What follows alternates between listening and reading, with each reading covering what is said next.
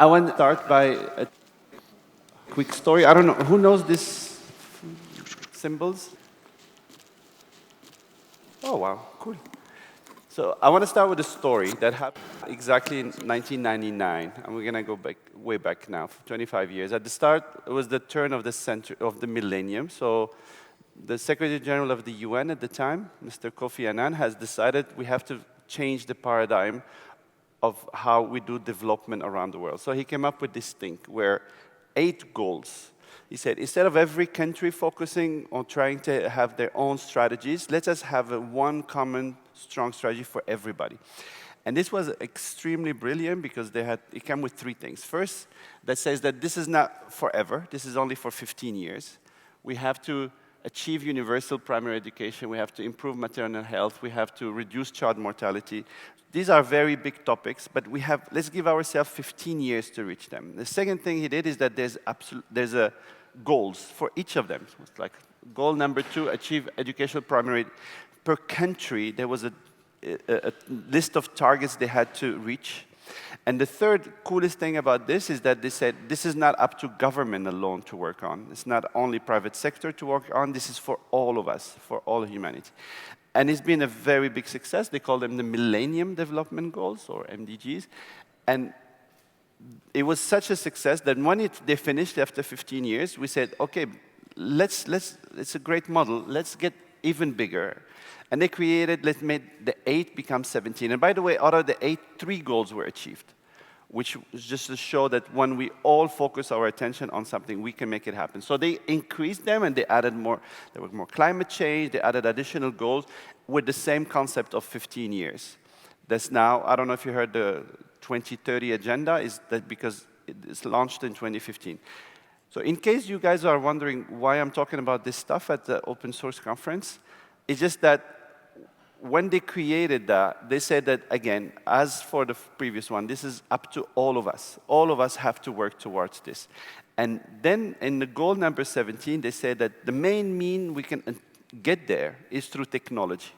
None of these goals, if you look at climate action or clean water and sanitation or good health, all of these have a technology aspect to them. But we now think of it as beyond technology. We think that open source is the main mean for all of us to be able to achieve those 17 goals. These are huge goals. This is impacting billions of people. And to get there, it's open source, and the open source community is the main mean. And the Secretary General of the UN had asked that now we create this 1 million digital champions. So these are everybody that could be, what we want is everyone to be able to spend some of their time, some of their effort into delivering on these massive goals.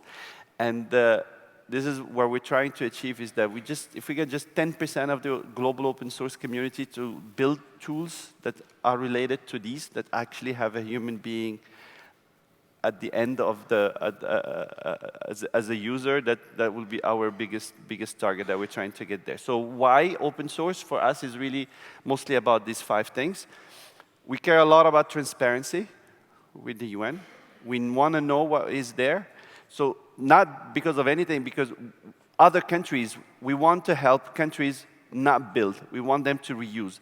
And if there's a success story that works in one place, open source is the main that makes us take it and put it elsewhere. Of course, security. The third point is really important here is community.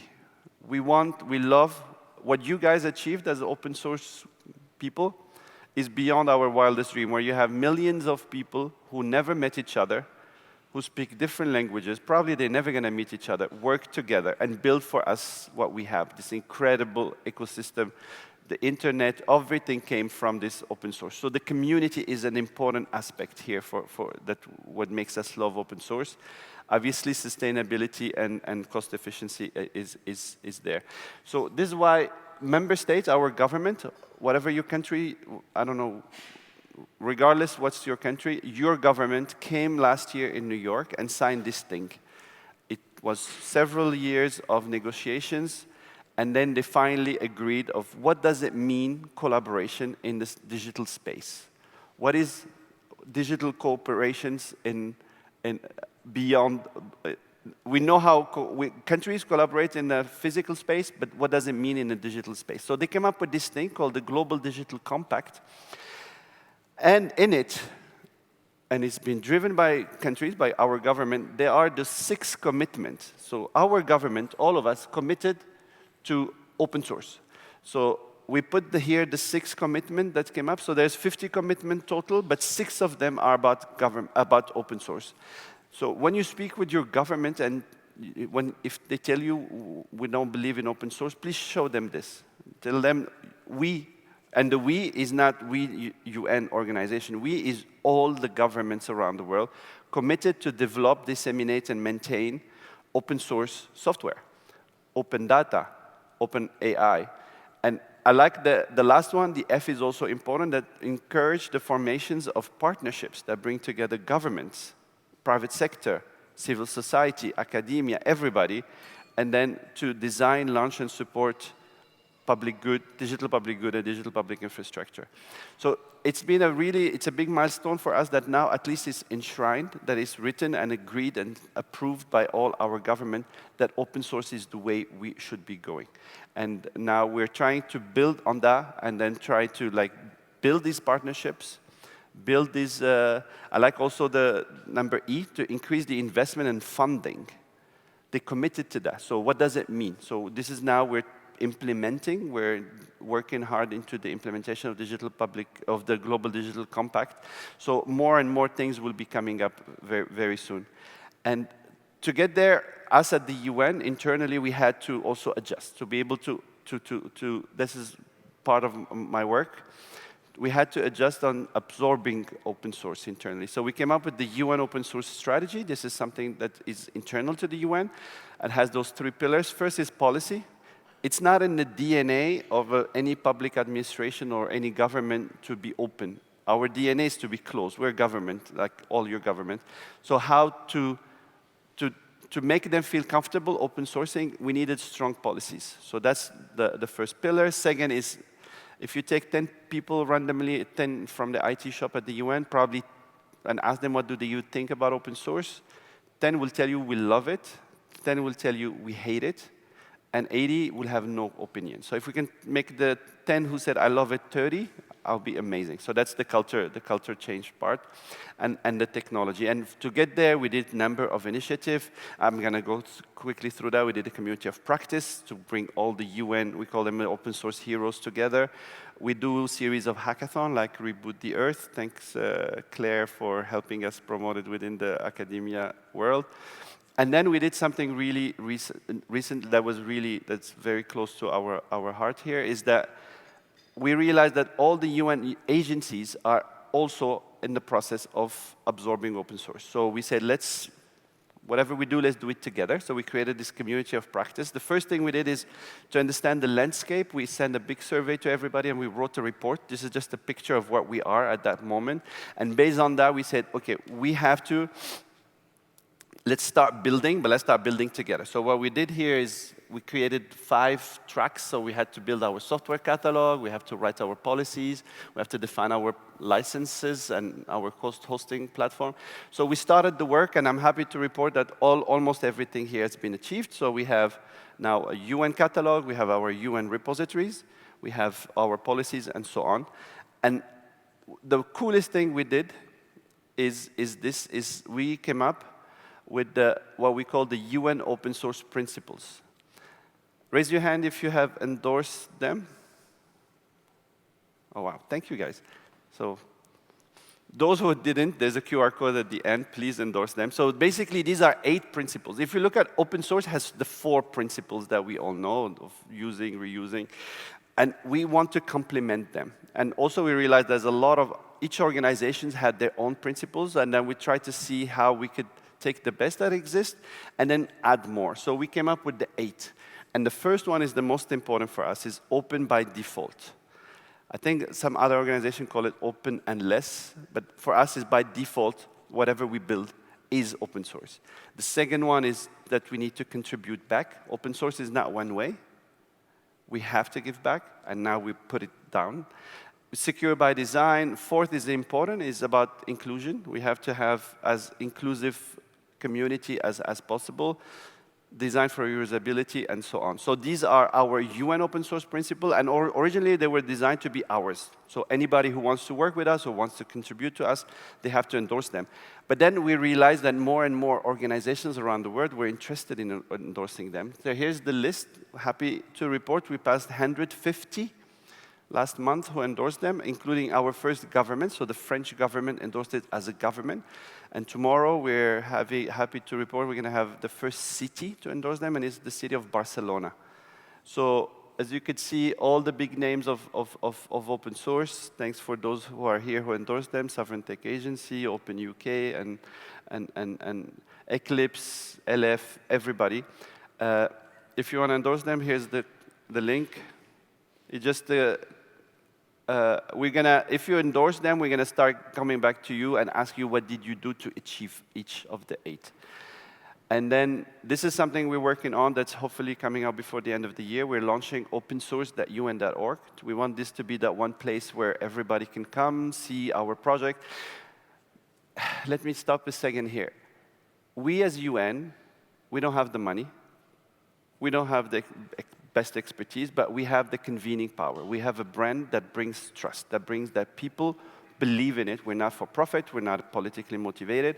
What we want is to have you, all of you, the global open source community, the millions, start working a bit for us. We want to do co-creation because our projects that you saw from the 17 SDGs are really impacting everybody. And these are very big problems that we will never solve alone. So through the open source portal, we want there to come and say, here are the projects that we have in the pipe that either started or we can start them. Hey world, please come help us. And from there, you'll have a link to our GitLab repository, to all our policies. And that will be the place where, and I hope before I die, that we get thousands of projects delivered through that, and I don't know, millions of people committing code to the UN. So that will be the place. And I stop on that. So the cool, we use the fact that we have this convening power, again, our superpower. I have 3 children, so they all talk about superpower. So our superpower as UN is convening, is we talk to everyone. With private sector, whatever your government, whatever, everybody is welcome, and we speak with everybody. So we try to use this convening power into having a global discussion about open source. As Daniel mentioned, every government is having some strategy, having challenge. How can we, instead of everybody doing it on our own, how can we bring everybody together? So we started with this OSPO for Good conference in 2024. Raise your hand, who here attended OSPO or open source conference? Oh, thank you guys. Hopefully next year, more hands. And now, so it started in 23, we were 70. And everybody loved it. So 24, we were 500, and 25, we were 1,000. We keep doubling. My boss is not very happy. I'm probably not going to double next year. But it's been a very interesting thing. So now it's a full year. And what makes it really cool is that we had 2 days. So now we make it a week. So it's open source week, of which 2 days are hands-on. It's actually what we call the tech take over the UN. And we did something really cool, and big thanks to Adriana and the Sovereign Tech Agency. We did a maintain-a-thon. Thanks to UNICEF, Vipul and Marie, that we did a hackathon, and where we had people come help us. There's a concrete tool, that open source tool that UNICEF uses, all country offices use it, called GeoSite, that had real problems. Like they wanted to develop 2 modules, so that was concrete. And then we did an edit-a-thon with Wikipedia, where we had people edit our pages. So for us, it's really the importance of open data, open software, and the infrastructure, and the maintain-a-thon. So those were 2 days, and then we had 1 day on OSPO for Good, where we had the discussion that was very government-heavy about open source and what does it mean. And then we added a new thing that didn't exist before called the digital public infrastructure. A lot of governments are now struggling, building their public DPI. There's big success stories, the India stack, the Estonia stack, and so on. So a lot of countries are now building their DPIs, but we want the DPI to be for us, the future of DPI is with open source. So this is why we want to connect the open source crowd with the DPI crowd. And the last day was also one of my favorites. Is we didn't run it, so it was OFE and RISE, the Research Institute of Sweden, did a call, and there were 20 events that were led by the community. So we will announce next week the date. It's going to be 22nd to 26th of June. Please go check our website. We'd love to have you, all of you guys there.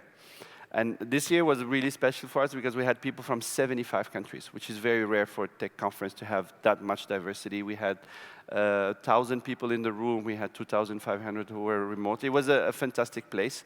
And we got people from all these countries were there. I don't know, something is wrong with the map. Anyways, I will stop it here. This is just to share that we believe deeply as UN on open source. This is we're democratizing technology. It's a way for everybody in the world to be able to contribute back to our work, and we count on you. Our goal, again, if we get just 10% of the global open source community to build tools for us or for the SDGs, that would be beyond our wildest dreams. So thank you, everyone.